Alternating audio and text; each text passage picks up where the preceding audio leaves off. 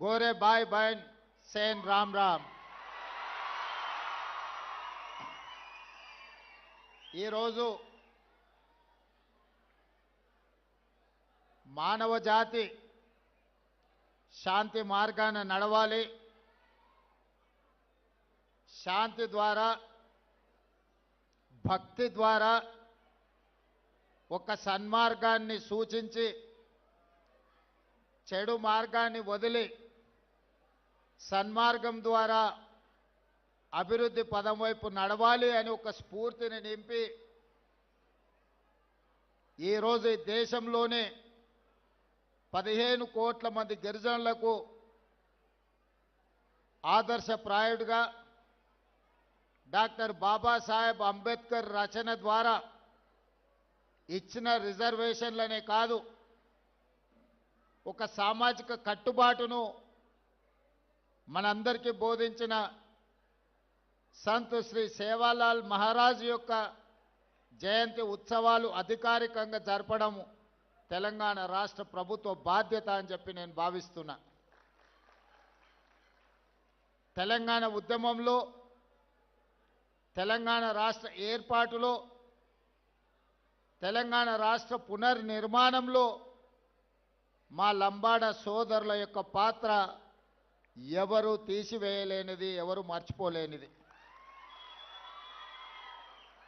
ఉద్యమం సందర్భంగా తెలంగాణ రాష్ట్రం ఆలస్యమైనప్పుడు ఓ సురేష్ నాయక్, ఓ కవితా నాయక్ లాంటి వాళ్ళు ఆత్మ బలిదానాలు చేసుకొని తెలంగాణ రాష్ట్ర సాధనలో ముందు భాగాన నిలబడి ఉస్మానియా కాకతీయ యూనివర్సిటీలలో మా లంబాడ యువకులు ప్రత్యేకమైన పాత్రను పోషించి ఈరోజు తెలంగాణ రాష్ట్రాన్ని సాధించారు. ఈ సాధించిన తెలంగాణ రాష్ట్రంలో దళితులతో పాటు గిరిజనులకు అత్యంత మేలు జరగవలసిన అవసరం ఉన్నది.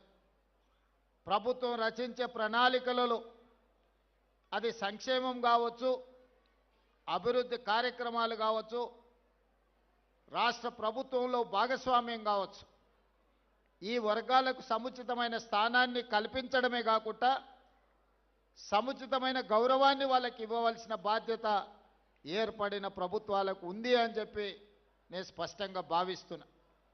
అందుకే మిత్రులారా, నేను బాధ్యత చేపట్టిన తర్వాత ఈ సందర్భంగా ఒక్క అంశాన్ని నేను ప్రస్తావించదలుచుకున్నా.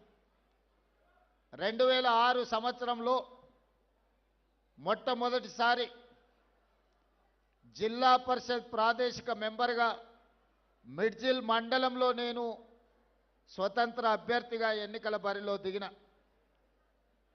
మిడ్జిల్ మండలంలో అత్యధిక తండాలు ఉన్నాయి, గిరిజన జనాభా ఉంది. ఆనాడు డాక్టర్ వైఎస్ రాజశేఖర రెడ్డి గారి హవా జరుగుతున్నప్పుడు కూడా తండాలలో ఉండే యువకులు ఆ రోజు అండగా నిలబడి ప్రతి తండాకు నన్ను తీసుకెళ్లి పరిచయం చేసి మిడ్జిల్ మండలంలో మొట్టమొదటిసారి రాజకీయంగా జడ్పీటీసీగా నన్ను గెలిపించిన దాంట్లో గిరిజన సోదరులు, ముఖ్యంగా లంబాడ యువమిత్రులు అత్యంత క్రియాశీలక పాత్ర పోషించింది. 2006 సంవత్సరంలో సరిగ్గా 20 సంవత్సరాల క్రితం 2006 జూన్ జూలై అనుకుంటా ఆ మాసంలో మొట్టమొదటిసారి నేను ప్రజాప్రతినిధిగా ఎన్నికైనా. ఇది 2026 సంవత్సరం. 4 నెలల్లో నేను 20 సంవత్సరాలు ప్రజా జీవితాన్ని పూర్తి చేసుకోబోతున్నా. ఈ 20 సంవత్సరాల రాజకీయ ప్రస్థానంలో జడ్పీటీసీగా కావచ్చు, శాసన మండలి సభ్యుడిగా కావచ్చు, 2 సార్లు శాసనసభ్యుడిగా కావచ్చు, ఒకసారి పార్లమెంట్ సభ్యుడిగా కావచ్చు, కాంగ్రెస్ పార్టీ అధ్యక్షుడిగా, ఈనాడు తెలంగాణ రాష్ట్ర ముఖ్యమంత్రిగా ఈ 20 సంవత్సరాల సుదీర్ఘమైన రాజకీయ ప్రయాణంలో ప్రతి సందర్భంలో లంబాడ సోదరులు నాకు అండగా నిలబడ్డారు. ఈనాడు వివిధ వర్గాలతో పాటు లంబాడ సోదరులు అండగా నిలబడ్డారు కాబట్టి అది మిడ్జిల్ మండలమైనా, మహబూబ్ నగర్ జిల్లా స్థానిక సంస్థల ఎమ్మెల్సీగా అయినా, కొడంగల్ శాసనసభలో కొడంగల్లో ఎమ్మెల్యేగా అయిన గిరిజనులు ముఖ్యంగా లంబాడ సోదరులు పూర్తి స్థాయిలో అండగా నిలబడ్డరు. ఈరోజు ఈ హోదాకు రావడంలో మీ వంతు సహాయము మీ వంతు అండదండలు ఉన్నాయి. అందుకే ఈనాడు ఈ వేదిక మీద నుంచి మా మిత్రులు అడ్లూరు లక్ష్మణ్ గారికి నేను ఆదేశాలు ఇస్తున్నా. అదేవిధంగా స్పెషల్ చీఫ్ సెక్రటరీ సవ్యసాచ్ ఘోష్ గారికి నేను ఆదేశాలు ఇస్తున్నా. తెలంగాణ రాష్ట్రంలో ఉన్న అన్ని తండాలకు బీటీ రోడ్లు వెయ్యాలి అని నేను ఆదేశాలు ఇస్తున్నా. ఈనాడు మా లంబాడ యువకులు చైతన్యంతో వివిధ జిల్లాలు వివిధ రాష్ట్రాలకు వెళ్ళి వ్యాపారాల రూపంలో ఆర్థికంగా ఎదిగినరు. తండాలో ఉన్నవాళ్ళు సైకిల్ మోటార్లు కొనుక్కున్నారు, బయటకు వచ్చిన వాళ్ళు కార్లు కొనుక్కున్నారు. సొంత ఊరికి వెళ్ళాలి అని అంటే వాళ్ళ తండాకి వెళ్ళాలి, తండలో ఉండే వాళ్ళ దాయాదులను కలవాలి అని అంటే వాళ్ళు కొనుక్కున్న సైకిల్ మోటార్ అయినా కార్ అయినా ఆ తండాలకు వెళ్ళలేని పరిస్థితి. వాళ్ళు బయట ఎంత గొప్పగా రాణించినా సొంత ఊరికెళ్ళి సొంత వాళ్ళని కలవాలనుకున్నప్పుడు రహదారులు లేని పరిస్థితి ఈరోజు మన రాష్ట్రంలో ఉంది. అందుకే స్పష్టమైన ప్రణాళికతోని నేను చీఫ్ సెక్రటరీ గారికి ఇన్స్ట్రక్షన్స్ ఇస్తున్నా. ప్రతి తండాలో పాఠశాల ఉండాలి, పాఠశాల భవనానికి మీరు ఏర్పాట్లు చేయండి. దాదాపుగా కొన్ని వేల గ్రామ పంచాయతీలను గత ప్రభుత్వం చేసిన అన్నది, కానీ ఏ గ్రామ పంచాయతీలో గ్రామ పంచాయతీ భవనం లేదు. గ్రామ పంచాయతీ భవనం లేకుండా గ్రామ పంచాయతీ సర్పంచ్ ఎవరైనా గిరిజన సోదరుడే అవుతాడు. అది గూడాలు కావచ్చు, తండాలు కావచ్చు. గ్రామ పంచాయతీ లేకుండా ఏ విధంగా వాళ్ళు పరిపాలనను ముందుకు తీసుకెళ్తారు.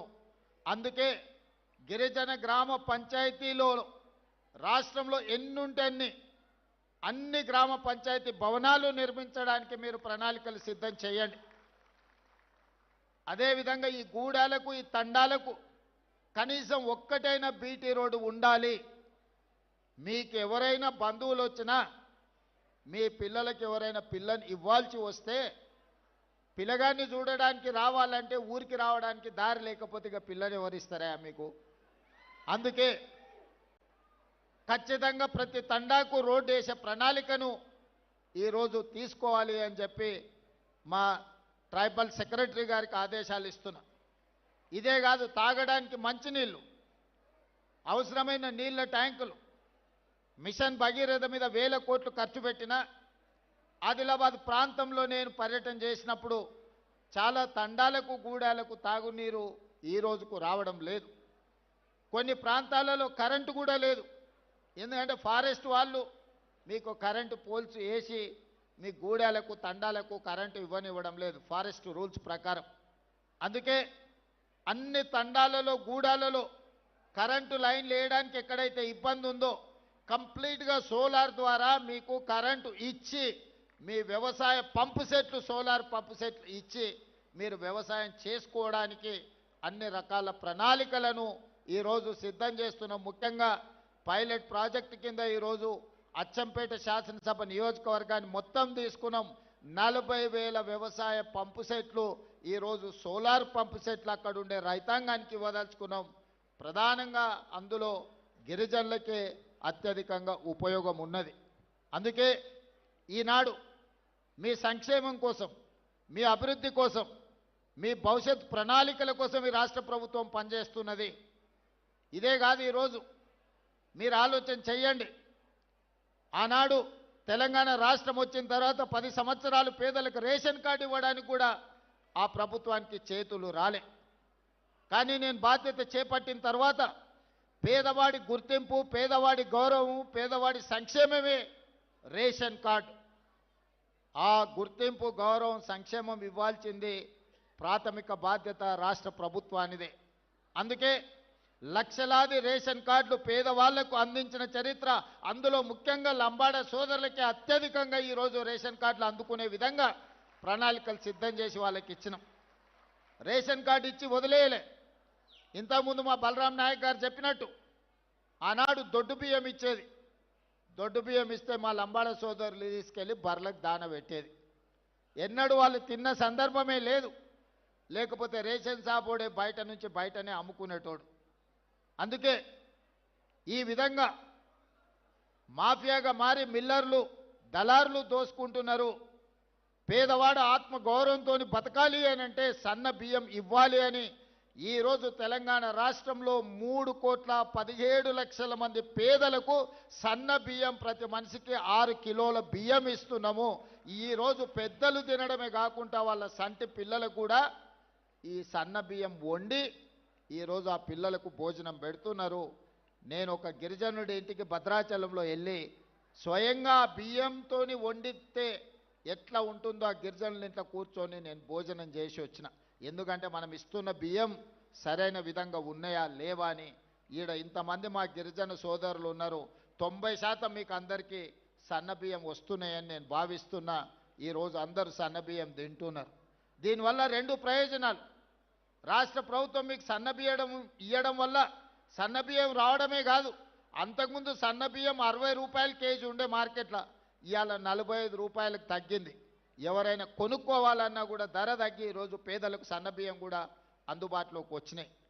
ఇదే కాదు, వ్యవసాయ భూములు ఉన్న వాళ్ళకు ఉచిత కరెంటు ఇచ్చినాం. నేను పాదయాత్రకు పోయినప్పుడు పేదలు మా దగ్గరకు వచ్చారు. పట్టణ ప్రాంతాలలో ఉన్న పేదలు నా దగ్గరకు వచ్చి చెప్పినారు, భూమి ఉన్నవాడికే ఉచిత కరెంటు ఇస్తున్నావు, మరి మేము పేదవాళ్ళం మా ఇంటికి బిల్లులు కడుతున్నాం కదా అని. అందుకే ఈనాడు పేదవాడికి కూడా 200 యూనిట్లు ఉచిత కరెంటు ఇవ్వాలి అని ఈరోజు రాష్ట్ర ప్రభుత్వం తీసుకొని 2 సంవత్సరాల నుంచి అమలు చేస్తే 51 లక్షల పేదల కుటుంబాలు ఈరోజు 200 యూనిట్ల ఉచిత విద్యుత్తును ఈరోజు వాడుకుంటున్నాయి.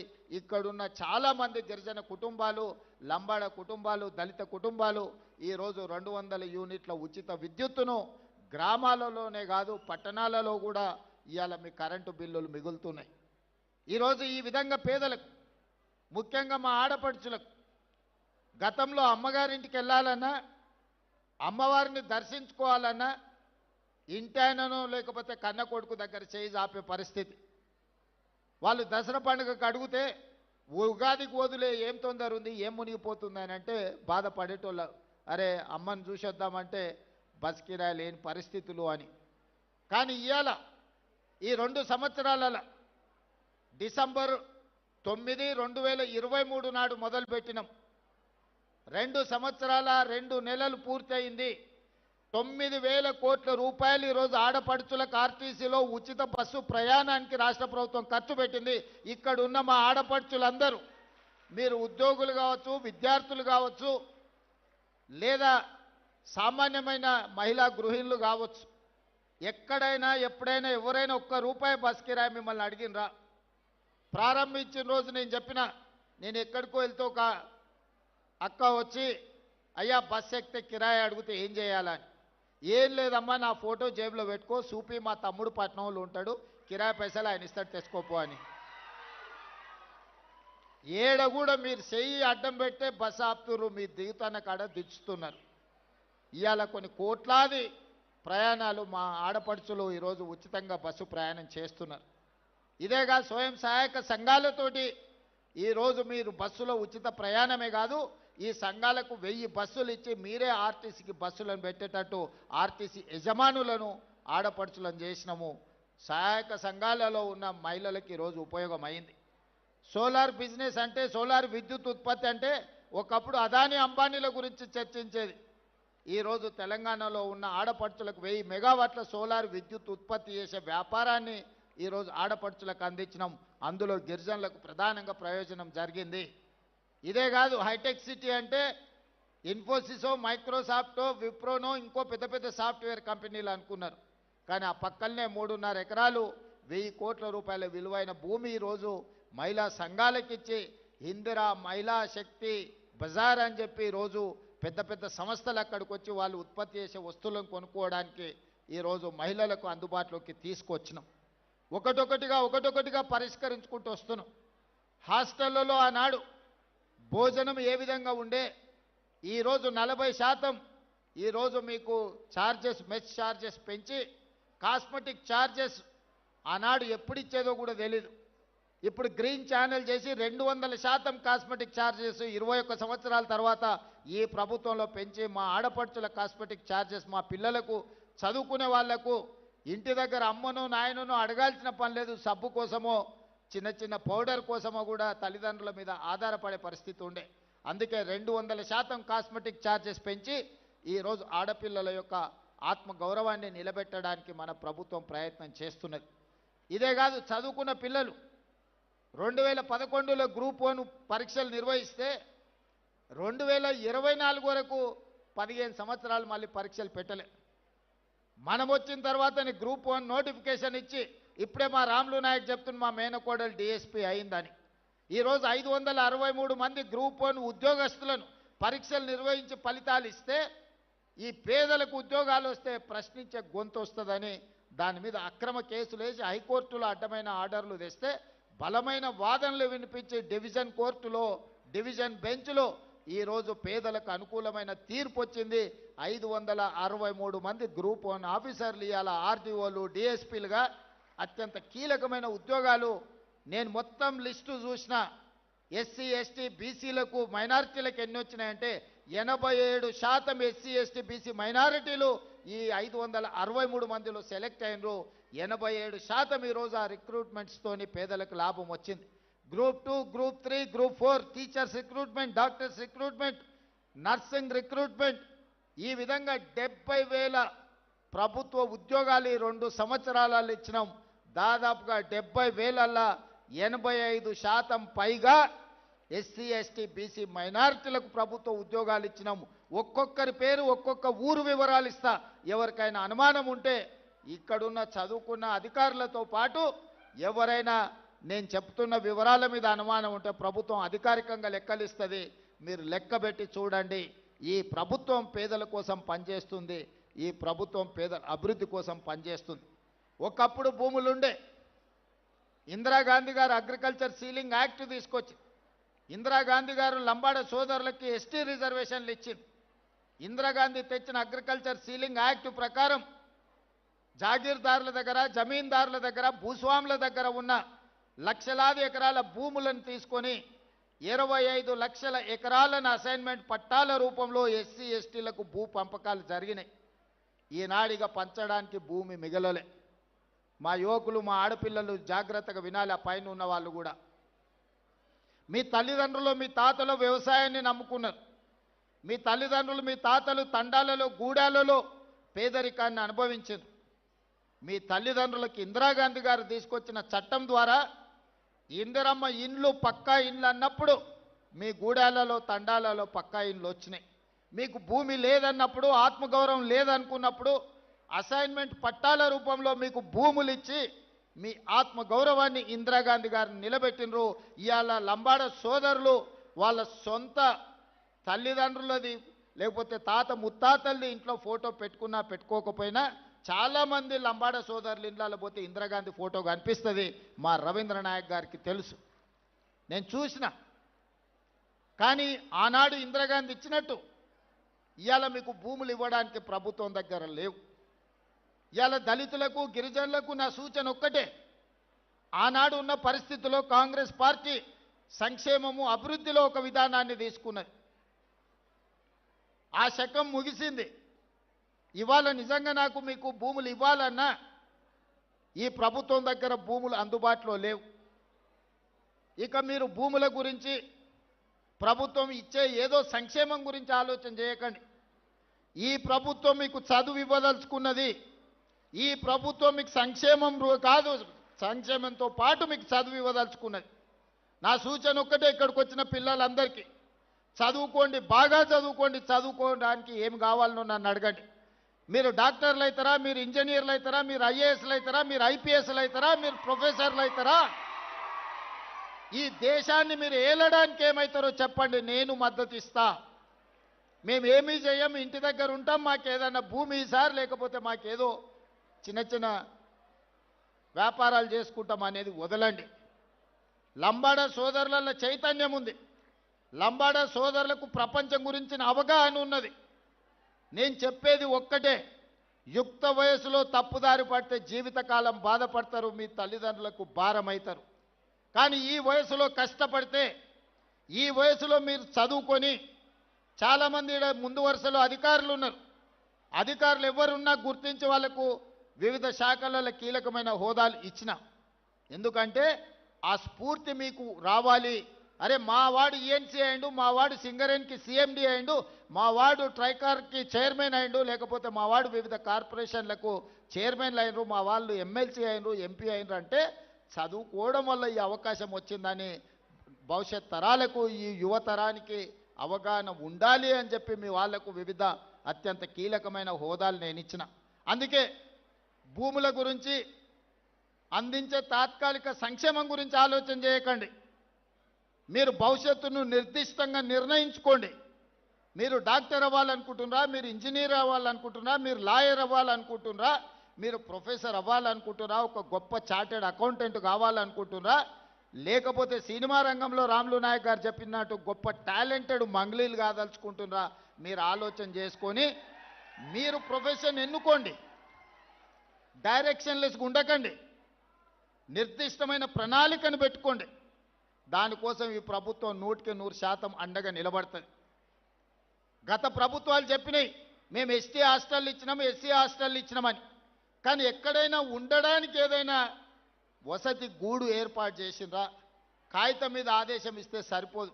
అందుకే ఈరోజు ఎస్సీ ఎస్టీ బీసీలకు, మైనారిటీలకు ప్రతి నియోజకవర్గంలో young India integrated residential schools 25 ఎకరాలల్లా 200 కోట్లతోని, 100 నియోజకవర్గాలల్లా 20,000 కోట్లతోని 25 ఎకరాలలో ఈచ్ క్యాంపస్ ఈరోజు మనము నిర్మాణం చేస్తున్నాము. ప్రతి స్కూల్లో 2,500 మంది పిల్లలు చదువుకుంటారు.